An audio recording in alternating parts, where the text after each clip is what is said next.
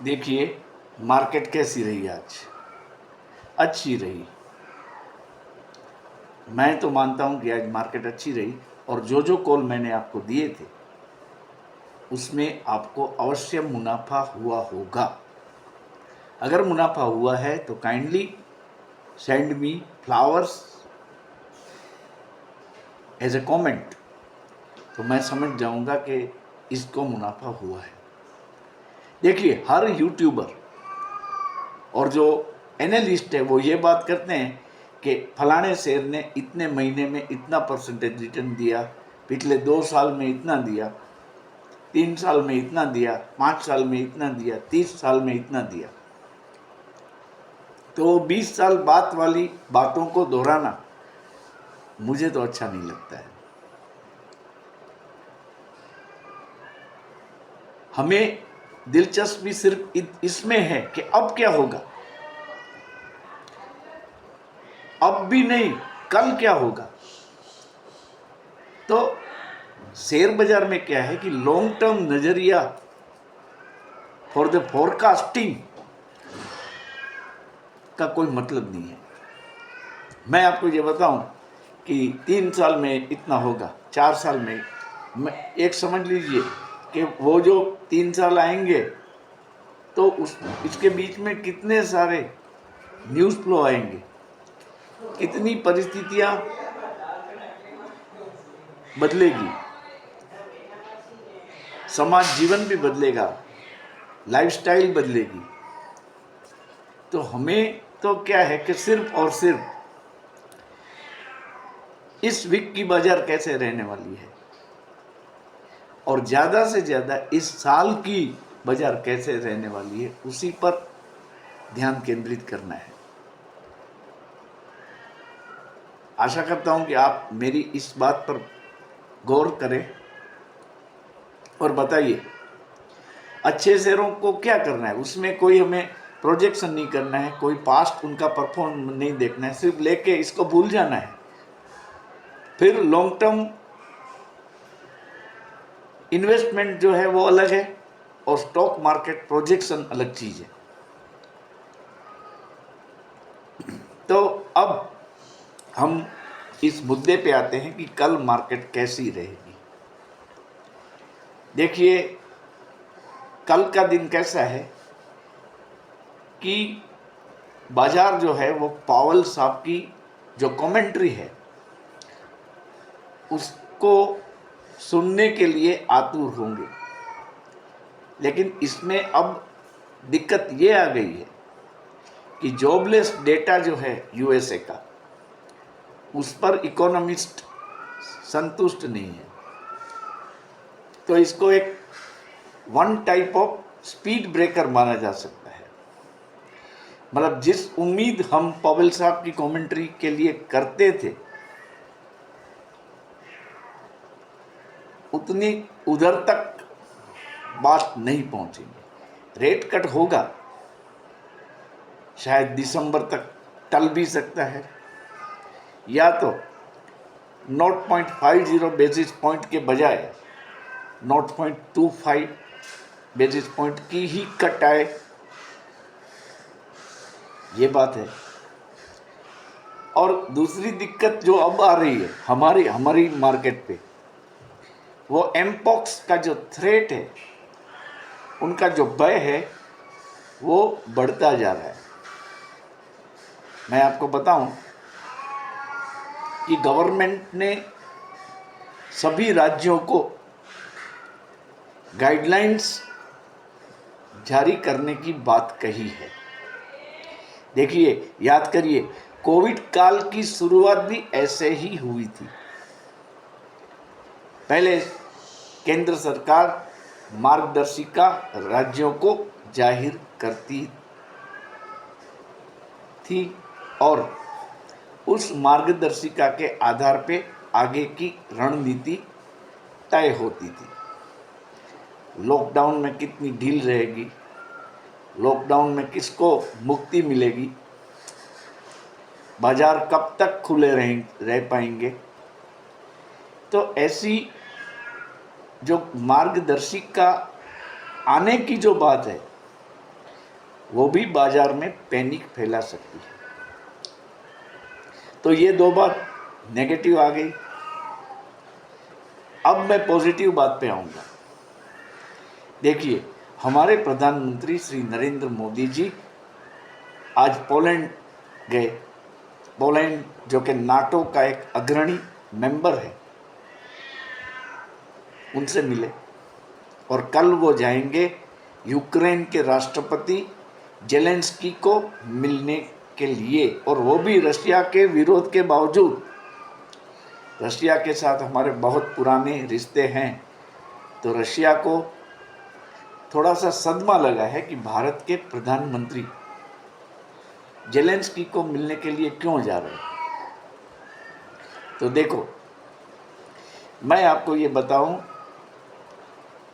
कि हमारे प्रधानमंत्री मोदी जी में कुछ स्पिरिचुअल पावर है, जरूर से है। मैं चापलूसी नहीं कर रहा हूँ। वो हमारे प्रधानमंत्री है और हम सब के लिए वो एक रिस्पेक्टेबल फिगर होना जरूरी है। तो आप सोचिए कि युद्ध के बीच में जब युद्ध एस्केलेट हो रहा है, देखो युद्ध बढ़ रहा है यूक्रेन और रशिया में।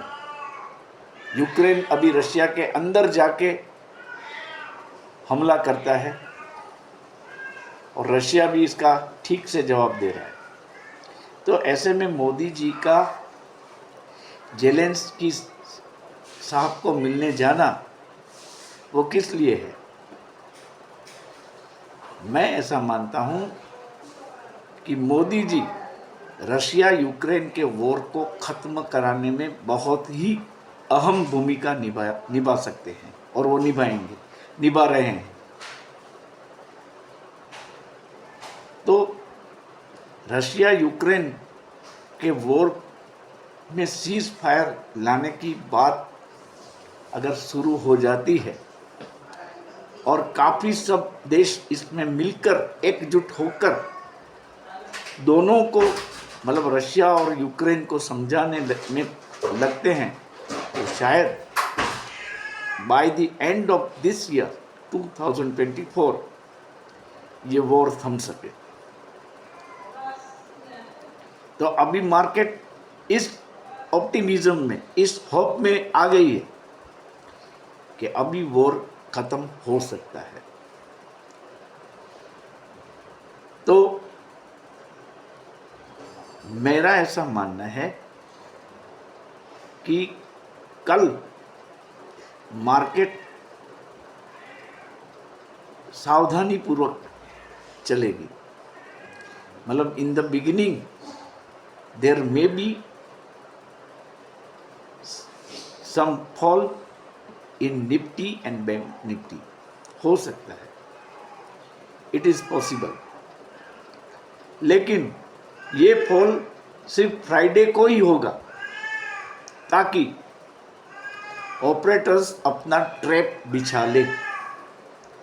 क्या होगा कि फ्राइडे को मार्केट अगर डाउन होता है, फिर सैटरडे संडे को छुट्टी आएगी, प्रीमियम गलने लगेंगे, और जब मार्केट ओपन होगी मंडे को, तो प्रीमियम काफ़ी गल चुके होंगे और इस एक्सपायरी के दिन भी बहुत कम रहे होंगे। क्योंकि अब मार्केट कब खुलेगी? आज 22 है, 23, 26 तारीख को खुलेगी। फिर इसका मतलब कि सिर्फ 4 दिन का ट्रेडिंग ही रहेगा इस एक्सपायरी का, 26, 27, 28 और 29। अगर सीरीज खत्म हो जाएगी। लेकिन मंडे को मार्केट करवट बदलेगा। कल अगर आप ये मान के चले कि मार्केट गिरती भी है, तो डरने की कोई बात नहीं है, आप कॉल न ले। वैसे भी कल क्या है, फ्राइडे है, फ्राइडे को हमें कॉल कम लेने हैं, नहीं लेने हैं, या उसी दिन इसको स्क्वायर अप करने हैं। मंडे को मार्केट पावेल साहब की कमेंट्री भी आ चुकी होगी, तो मार्केट में कुछ अप ट्रेंड्स बनेंगे। तो निफ्टी और बैंक निफ्टी में आप कॉल ले सकते हैं, लेकिन हो सके तो निफ्टी से कल थोड़ा दूर रहें। इसका मैं आपको रीज़न बताऊं कि फ्राइडे के बाद सैटरडे और संडे का जो हॉलीडे है उसके चलते। लेकिन बैंक निफ्टी में आप रिस्क उठा सकते हैं। आप 51,000 का कॉल ऑप्शन कल ले सकते हैं, लेकिन देख लीजिए पहले मार्केट को ओपन होने दो। अगर वो गैप डाउन खुलती है तो अच्छा है हमारे लिए, वो ऑप्शन कम दाम में मिलेगा। आप 50,900 का कॉल भी ले सकते हैं। मैं ये इसलिए कहता हूँ कि it's affects directly on your wallet. 50,900 का जो कॉल होगा वो थोड़ा महंगा होगा। अभी 50,985 जैसा बैंक निफ्टी चल रहा है, 15 पॉइंट का गैप है, तो 51,000 क्रॉस आराम से हो जाएगा। लेकिन मंडे के बाद कल होता है तो अच्छी बात है, कल आप स्क्वायर अप करके प्रॉफिट लेके निकल जाए। मैं ये कहूँगा कि कल कोई भी ट्रेड खड़ा न रखें, इसको स्क्वायर अप कर ले। और एक मैं आपको ऑप्शन ट्रेड सजेस्ट कर रहा हूँ, वो है इन्फोसिस का। देखिए 1880 पे चल रहा है इन्फोसिस का शेयर। मोतीलाल ओसवाल ने इसका टारगेट दिया है 2000 का, जो कि दिवाली से पहले पहले आने वाला है। तो मैं आपको सजेस्ट करूंगा कि आप इन्फोसिस के 1880 का कॉल ले सकते हैं। कल शायद आपको वो 15 रुपये के आसपास मिले, या तो फिर 1900 का कॉल भी ले सकते हैं। वो कल आपको करीबन 10 रुपीज़ के आसपास मिल सकता है। इसमें आप देखें क्या होता है। अगर 500 प्लस प्रॉफिट हो जाता है तो निकल जाइए, लेकिन इसमें कल पोजीशन अवश्य बनाए। मेरा मानना है कि 1880 वाला जो कॉल है वो कल रिटर्न ज़्यादा दे देगा, क्योंकि कल जैसे मार्केट खुलेगी, मान लीजिए इन्फोसिस 1-2 रुपया ऊपर खुलता है तो कॉल भी इसके बढ़ेंगे। तो ये आप कर सकते हैं एज एन एक्सपेरिमेंट, क्योंकि देखिए स्टॉक मार्केट है, लॉस तो होने वाली है हमें एक या दूसरे स्वरूप में, लेकिन हमारी लॉस प्रॉफिट से कम होनी चाहिए। कितनी लॉस गई है उसका अकाउंट ही मत देखिए। At the end of the day we should close our books in a green. यही इंपॉर्टेंस है बाजार का। अगर आप लॉस बुक करने में घबराएंगे और वेट करेंगे तो हो सकता है आपकी लॉस बढ़ सकती है।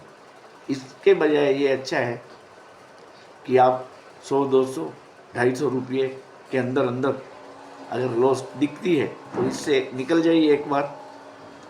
और फिर अगर वो शेयर और गिर जाता है, मान लीजिए 200, 250 वाली लॉस जो है, आपने ये 16 रुपये का जो इन्फोटेक का कॉल है उसके भाव मान लीजिए 15 रुपीज़ आ गया और आपको 550 रुपये की लॉस हो गई। आपने स्क्वायर अप करके लॉस बुक कर दी। लेकिन वो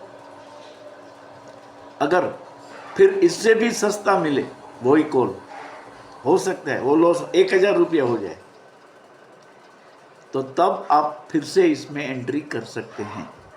ये भी एक प्रकार का प्रॉफिट है।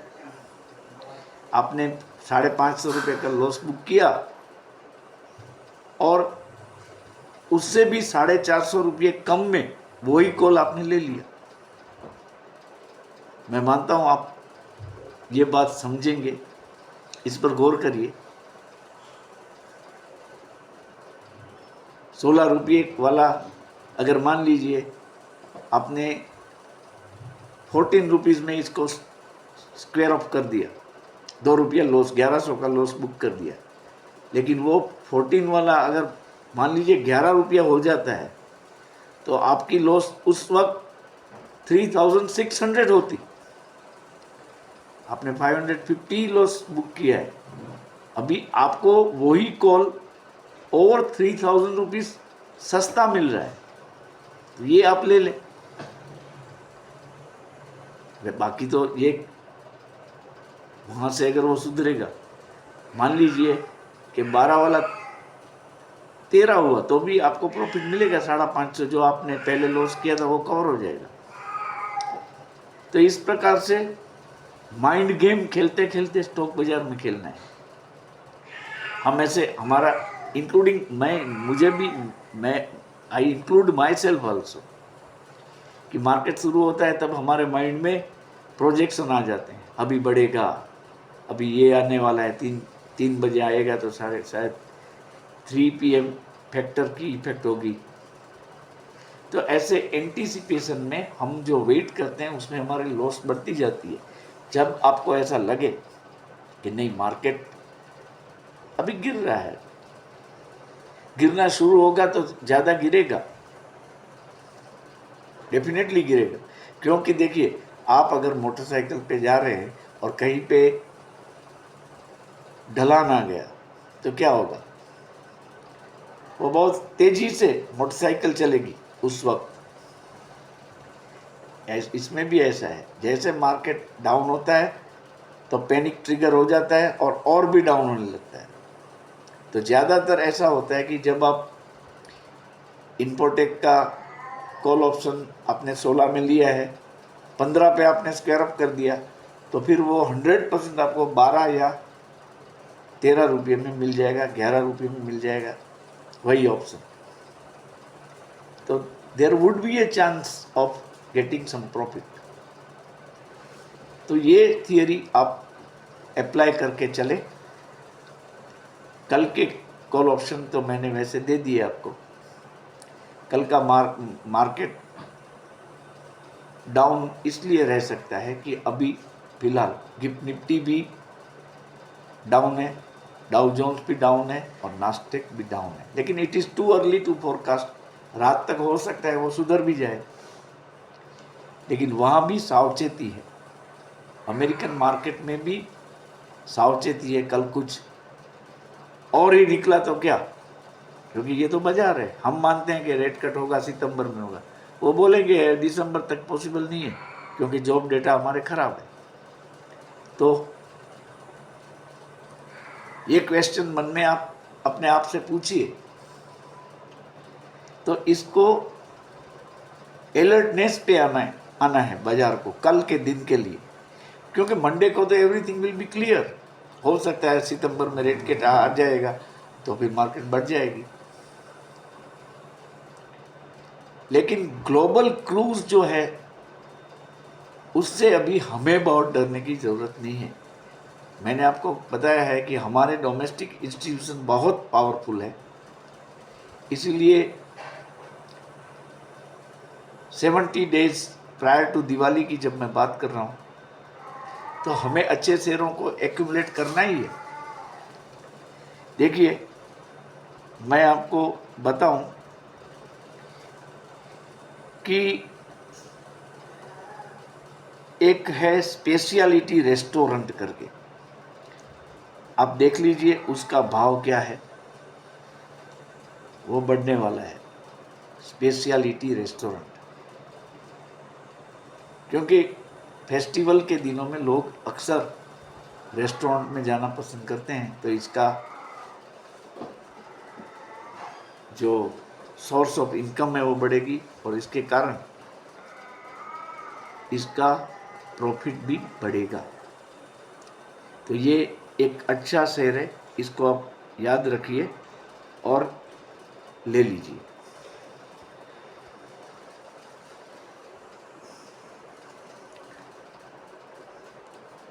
इन्फोसिस के शेयर का जैसे मैंने बताया टारगेट 2000 का आया है। अगर आपके पास कुछ पैसे हैं तो आप इन्फोसिस के शेयर लॉन्ग टर्म में लेके रख सकते हैं, अब भी वो रिटर्न देगा। देखिए पास्ट के परफॉर्मेंस पर से मैं कोई ऐसा नहीं मानता हूँ कि ऐसा परफॉर्मेंस अब फ्यूचर में नहीं होगा। ये तो दिन रात चलने वाली बात है और बिजनेस तो ग्रो होने वाला है। विप्रो भी अच्छा है, इसको भी आप इकट्ठे करें। TCS भी अच्छा है लेकिन वो महंगा है, इसलिए मैं नहीं बोल रहा हूँ, क्योंकि मैं रिटेल इन्वेस्टर के लिए ही हूँ।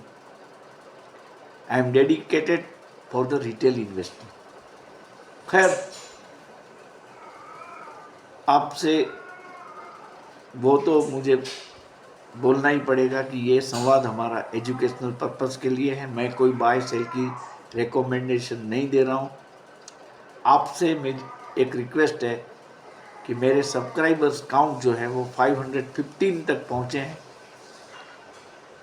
इसको बढ़ाएं और मैं 1000 जल्दी से जल्दी कंप्लीट कर लूँ। इसमें आप मुझे कृपया मदद करें। Have a nice trading session tomorrow.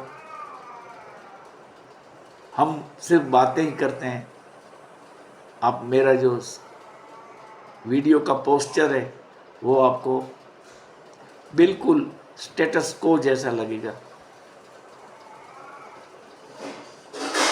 कोई ग्राफिक, कोई रिसर्च और कोई धोखेबाजी करना मुझे अच्छा नहीं लगता है। रिसर्च तो करना अच्छा लगता है, लेकिन मैं कैसे मेरे वीडियो को ही एट्रैक्टिव बनाऊं, उसके बारे में रिसर्च करना मैं उसको इतनी इम्पोर्टेंस नहीं दे रहा हूँ।